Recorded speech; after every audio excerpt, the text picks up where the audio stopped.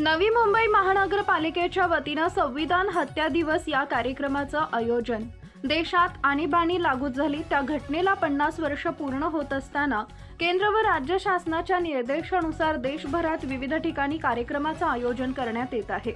नवी मुंबई महापालिकेच्या वतीनंही राज्य शासनाच्या सूचनानुसार आणीबाणी कालखंडातील ऐतिहासिक घटनांचा मागोवा घेणारा संविधान हत्या दिवस कार्यक्रम राबवण्यात आला असून सदर कार्यक्रमाला मंत्री गणेश नाईक, आमदार मंदा म्हात्रे यांची उपस्थिती होती।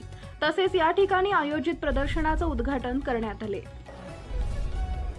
आजचा जो दिवस आहे तर आपण आपल्या देशामध्ये प्रथमच आणीबाणी लागून 50 वर्ष पूर्ण होत आहे आणि आणीबाणी लागण्याची जी कारणं आहेत आणि ह्या आणीबाणीमध्ये होणारे जे आपले मूलभूत अधिकारांच्यावर येणारी गदा आणि मूलभूत अधिकार हे आपल्या जगण्यासाठी किती महत्त्वाचे आहेत याबाबत सगळ्यांना एक चांगल्या पद्धतीची आज समाज प्रबोधन व्हावं आणि याच्यामधून लोकशाहीची जी आपली जी खरी परंपरा आहे ती लोकशाही किती मजबूत राहिली पाहिजे आणि लोकशाही मजबूत राहण्यासाठी सर्व घटकांनी एकत्र येऊन कसं काम केलं पाहिजे याच्याबाबतच आज आपण जर हे सर्व प्रदर्शन बघितलं असेल त्या प्रदर्शनामध्ये सुद्धा लोकशाहीची जी आपण सुरुवात झालेली म्हणतो तर आपल्याकडे ऋग्वेद आहेत, अथर्ववेद आहे, तेव्हापासून आपल्याकडे संसद, सभा, समित्या असं आहे। आजही संसद हा शब्द आज आपल्यामध्ये वापरामध्ये आजही आपण आहे आणि एवढं आपण महाभारत बघितलं, रामायण बघितलं त्याच्यामध्ये सुद्धा लोकांच्या लोकप्रशासनाला किती महत्त्व होतं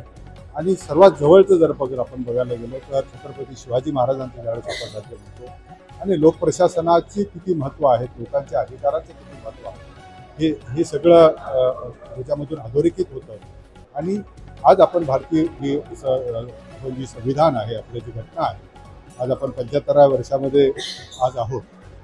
त्याच्याचबरोबर आपण 50 वर्षे जी आणीबाणी लागण्याची 25 जानेवारी म्हणजे 25 जून 1975 मध्ये सुरुवात झाली होती, जवळजवळ 21 महिने कालावधीपर्यंत राहिली होती। तर त्या काळामध्ये आलेले जे काही नागरिकांना जे अनुभव आहे त्यावेळेस आलेल्या मूलभूत अधिकारावरची जी गदा आहे ती आल्याने काय होऊ शकतात, त्याचे परिणाम काय होतात हे थोडी जनजागृती करण्याचा हा उपक्रम आहे।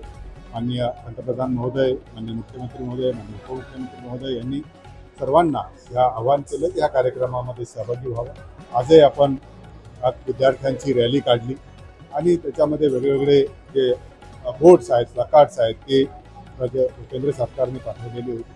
आज आपल्या मागे जर बघितलं असेल तर हे प्रदर्शनसुद्धा आपल्याला त्या काळामधलं जे काही घटनांचे अधोरेखित करणाऱ्या बाबी आहेत त्या आपण याचं प्रदर्शन लावलं, ते महिनाभर राहील।